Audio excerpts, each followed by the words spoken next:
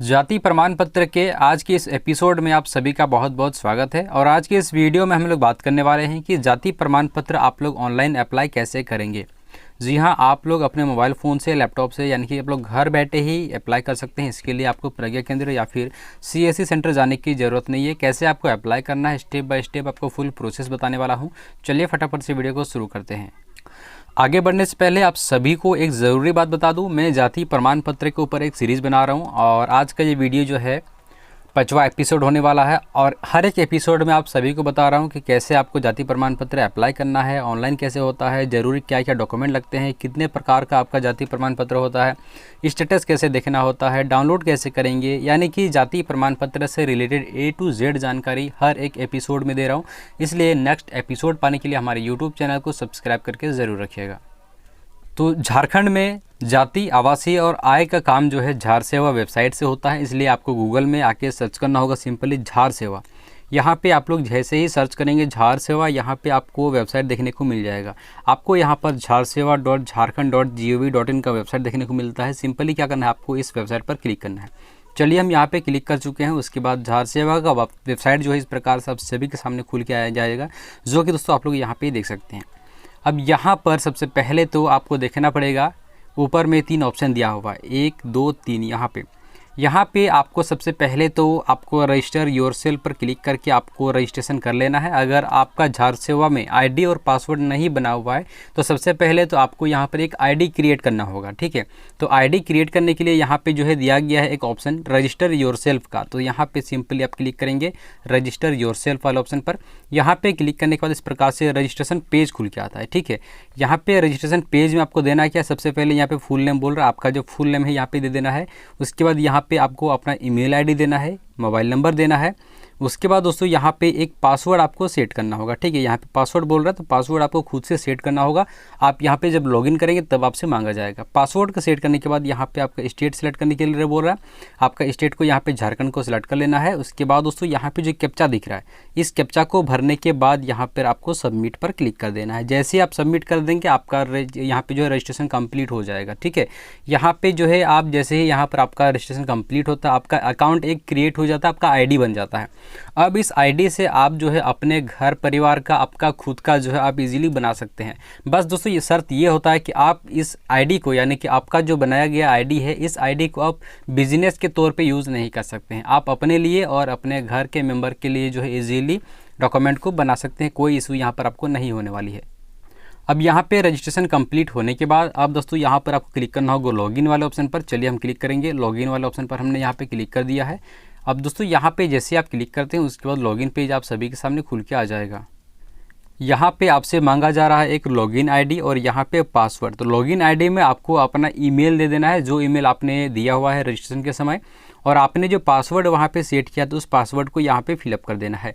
उसके बाद दोस्तों यहाँ पे जो कैप्चा देखने को मिलता है, इस कैप्चा को यहाँ पर आपको भर देना है। उसके बाद नीचे लॉगिन का ऑप्शन दिया गया है, सिंपली आप क्लिक करेंगे लॉगिन वाले ऑप्शन पर। उसके बाद आपका प्रोफाइल इस प्रकार से लॉगिन होता है। दोस्तों यहाँ पे ऊपर में आपको देखने को मिलेगा आपका नाम, और यहाँ पे आपका सभी सर्विस जो है आपका एक्टिव हो गया। आप लोग यहाँ पे जाति, आवासीय, आय वगैरह इजीली बना सकते हैं। उसके लिए लेफ्ट साइड में यहाँ पे मेनू दिया गया है, आप सभी देख पाइएगा। अगर आपको मेनू शो नहीं होता है तो यहाँ 3 लाइन दिया गया है। मोबाइल में कीजिएगा तो यहाँ पे शो नहीं होगा, ठीक है। तो यहाँ पे 3 लाइन दिया गया है, इस 3 लाइन पे क्लिक करिएगा। इस प्रकार से ऑप्शन जो है हट जाता है, फिर ऑप्शन यहाँ पे आ जाता है। 3 लाइन पर क्लिक करके ऑप्शन आपको यहाँ पर जो है मिल जाएगा। अब यहाँ पे अप्लाई करने के लिए एक ऑप्शन दिया गया है मैनेज प्रोफाइल के नीचे दिया गया अप्लाई फॉर सर्विस।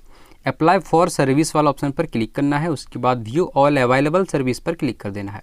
अब जैसे ही यहाँ पर आप क्लिक करेंगे उसके बाद जितने भी सर्विस यहाँ पे अवेलेबल है सभी आपको शो हो जाएंगे, जैसे कि दोस्तों यहाँ पे आप सभी देख पाइएगा। अब हमें यहाँ पे अप्लाई करना है जाति प्रमाण पत्र, जो कि यहाँ पे फर्स्ट पेज में नहीं है। तो आपको जो है सेकंड पेज में जाने के लिए यहाँ पर पेज दिया गया है 1 2 3 4 करके। अब हम लोग जाएंगे सेकंड पेज पर। यहाँ पर मैं आपको दिखाऊंगा। इसमें जो दोस्तों जैसे कि यहाँ पे 12 नंबर में दिया गया है, आप सभी देख पाइएगा, caste certificate for schedule caste, यानी कि SC कैटेगरी के लिए जाति प्रमाण पत्र यहाँ से बनेगा। ये सिर्फ SC कैटेगरी वालों का है, ठीक है। उसके बाद दोस्तों यहाँ पे फिर हम लोग नीचे आएंगे। नीचे आने के बाद यहाँ पे और देखेंगे ऑप्शन, जो कि यहाँ पे नहीं मिलता है, तो तीसरे पेज पर चले आएंगे। तीसरे पेज पर आने के बाद दोस्तों यहाँ पर अब आपको देखने को मिलेगा 28 नंबर में देखिएगा cast certificate for schedule tribe, ये ST वालों के लिए है।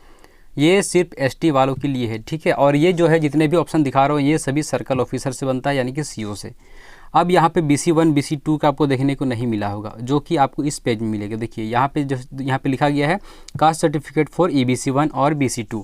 तो यहाँ पर आपका जो भी कैटेगरी है इसी ऑप्शन पर क्लिक करना है। यहाँ पर BC1 BC2 का यहाँ पे SC का मैंने बता दिया, ST का मैंने बता दिया, अदरवाइज दूसरे ऑप्शन पर आपको क्लिक नहीं करना है। तो चलिए जैसे कि मान लिया हम यहाँ पे BC1 BC2 पर क्लिक कर देते हैं। अब जैसे यहाँ पर आप क्लिक करेंगे उसके बाद एप्लीकेशन फॉर्म आप सभी के सामने इस प्रकार से खुल के आता है। तो चलिए इसको थोड़ा सा मिनिमाइज़ कर लेते हैं साइड वाला ऑप्शन को। अब यहाँ पे आपसे क्या क्या पूछ रहा है इस चीज़ को यहाँ पे आपको ध्यान से देखना है।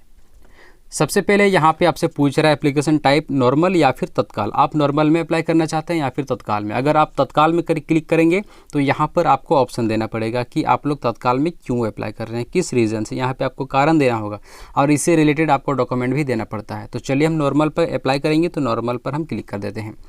उसके बाद यहाँ पे आपसे पूछेगा फुल नेम, यहाँ पे आपको अपना पूरा नाम दे देना है। उसके बाद दोस्तों यहाँ पे आपका जेंडर है, तो जेंडर कौन सा होगा यहाँ पे आप सेलेक्ट कीजिएगा।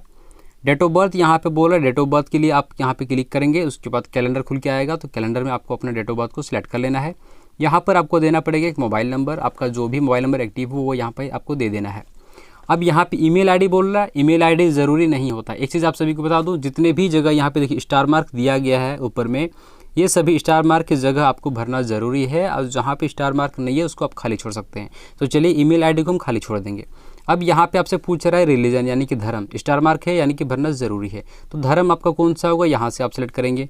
उसके बाद वर्गीकरण पूछेगा, ये सिर्फ BC1 BC2 में पूछता है, ठीक है, क्योंकि 2 कैटेगरी है इसलिए पूछ रहा है। बाकी ST और SC में ये नहीं पूछेगा।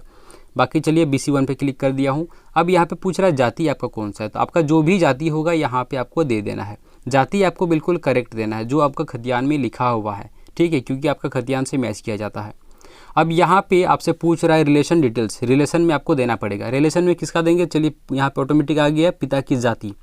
अब यहाँ पर आपको पिता का नाम दे देना पड़ेगा जो कि ज़रूरी है। यहाँ पर आपको माता का नाम भी देना होगा जो कि ज़रूरी है।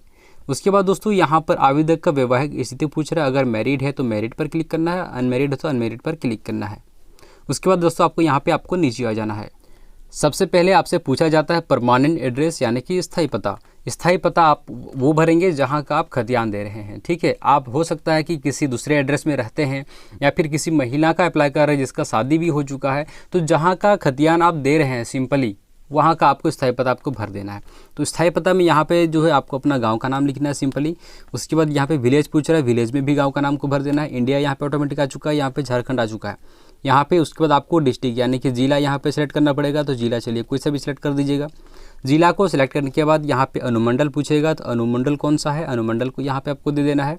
अंचल पूछेगा आपका ब्लॉक कौन सा है, तो ब्लॉक यहाँ पे आपको भर देना है। उसके बाद दोस्तों यहाँ पर आपका जो पोस्ट ऑफिस होगा, डाकघर यहाँ पे भरिएगा। पुलिस स्टेशन यहाँ पे पूछ रहा है, भर देना है। मोहल्ला टोला में जो है गांव का नाम लिख देना है, अगर कोई मोहल्ला या फिर टोला नहीं है तो। उसके बाद यहाँ पर आपका पिन कोड पूछ रहा है, पिन कोड को यहाँ पर आपको भर देना है। नीचे आइएगा, यहाँ पे लोकेशन में पूछ रहा है आपका किस टाइप का लोकेशन है। यहाँ पर आपका रूरल है या फिर म्यूनसिपलिटी है, म्यूनसिपल कॉर्पोरेशन है या फिर नगर पंचायत है। चलिए ग्रामीण इलाके से जो है वो लोग क्लिक करेंगे रूरल वाले ऑप्शन पर। उसके बाद यहाँ पे ब्लॉक पूछ रहा है, कौन सा ब्लॉक होगा, ब्लॉक चलिए हम सेलेक्ट करेंगे। ग्राम पंचायत कौन सा है, ग्राम पंचायत आपको एक दे देना है यहाँ से, आपका जो भी होगा। उसके बाद यहाँ पे आपको गांव का नाम को सिलेक्ट कर देना है। तो चलिए इस प्रकार से दोस्तों यहाँ पे आ चुका है। अब यहाँ पे नीचे आएंगे, जो कि पूछ रहा है यहाँ पर पंचायत स्वयं सेवक डिटेल्स, इसको आपको खाली छोड़ देना है। यहाँ पर एक भी स्टार मार्क देखिए नहीं दिया हुआ, ठीक है, तो इसको हम यहाँ पर खाली छोड़ देंगे, कोई दिक्कत नहीं है। नीचे आना है। अब नीचे में पूछ रहा है आपका वर्तमान पता, यानी कि जहाँ आप अभी रहते हैं। अगर आप सेम उसी एड्रेस में रहते हैं तो उसी एड्रेस को यहाँ पे भरना है। अगर आप किसी और एड्रेस में रहते हैं दूसरा एड्रेस भर देना है। या फिर अगर आपका विवाह हो चुका है, आप महिला हैं, तो आपका ससुराल का एड्रेस यहाँ पे आपको दे देना है। यानी कि आप अभी जहाँ रहते हैं वहाँ का एड्रेस आपको देना है, यानी कि जो आपका आधार कार्ड में एड्रेस है, ठीक है। तो चलिए इस प्रकार से यहाँ पे एड्रेस को भी आपको भर देना है। सारा कुछ भरने के बाद आपको नीचे आना है। नीचे आने के बाद दोस्तों यहाँ पे देखिएगा ऑटोमेटिक जो है आपका हल्का जो भी पड़ेगा यहाँ पे ऑटोमेटिक आ जाएगा। उसके बाद क्या करना है, आपको यहाँ पे इस कैप्चा को जो है यहाँ पर आपको भर देना है। कैप्चा को भरने के बाद दोस्तों यहाँ पे सबमिट वाला ऑप्शन पर क्लिक कर देना है। सबमिट पर क्लिक करने के बाद आप सभी के सामने इस प्रकार से आएगा। जो डिटेल्स आपने यहाँ पे भरा था सभी डिटेल्स इस प्रकार से शो हो जाएगा, आपको एक बार चेक कर लेना है। उसके बाद अगर आप चाहें तो यहाँ से एडिट कर सकते हैं। अगर आपका बिल्कुल सारा डिटेल्स करेक्ट है तो इसके बाद आपको यहाँ क्लिक करना होगा अटैच एनेक्स्चर वाला ऑप्शन पर। चलिए हम यहाँ पे क्लिक करेंगे। अब यहाँ पर क्लिक करने के बाद दोस्तों इस प्रकार से पेज आएगा, जहाँ पे आपको अपना डॉक्यूमेंट को यहाँ पर जो है अपलोड करना पड़ेगा। डॉक्यूमेंट आप जेपीजी, पीडीएफ किसी भी फाइल में दे सकते हैं। और यहाँ पे आपका जैसे कि डॉक्यूमेंट अपलोड करने का टोटल 6 ऑप्शन है, 1 2 3 4 5 6।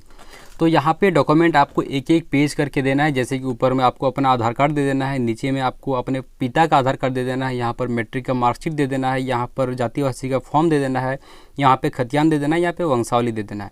या फिर आप ऊपर नीचे कैसे भी करके दे सकते हैं, बस आपका 500 KB से नीचे होना चाहिए। और आप जेपीजी या फिर पीडीएफ में भी दे सकते हैं।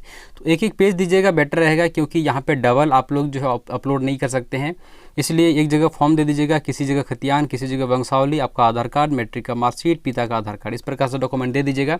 यहाँ पर डॉक्यूमेंट आपको अपलोड करके नीचे सेव एंड एनेक्चर वाला ऑप्शन पर क्लिक कर देना है। अब जैसे ही यहाँ पे क्लिक कर देंगे, उसके बाद दोस्तों आपको यहाँ पर सबमिट करने के बाद इस प्रकार से आपको एक रिसीविंग जनरेट होता है दोस्तों, जैसे कि आप सभी यहाँ पे देख सकते हैं। इस रिसीविंग से आप लोग फ्यूचर में अपने एप्लीकेशन को ट्रैक कर सकते हैं और डाउनलोड भी कर सकते हैं। अगर आपको जाति आवासीय अप्लाई करने में किसी प्रकार का प्रॉब्लम हो रहा है तो आप मुझे कॉन्टैक्ट कर सकते हैं। नीचे व्हाट्सएप नंबर दिया गया डिस्क्रिप्शन बॉक्स में, वहाँ से जाके आप मुझे मैसेज करके अपना जाति आवासीय आय वगैरह जो है अप्लाई करवा सकते हैं या फिर डाउनलोड वगैरह करवा सकते हैं। और नेक्स्ट एपिसोड पाने के लिए हमारे यूट्यूब चैनल को सब्सक्राइब करके ज़रूर रखिएगा।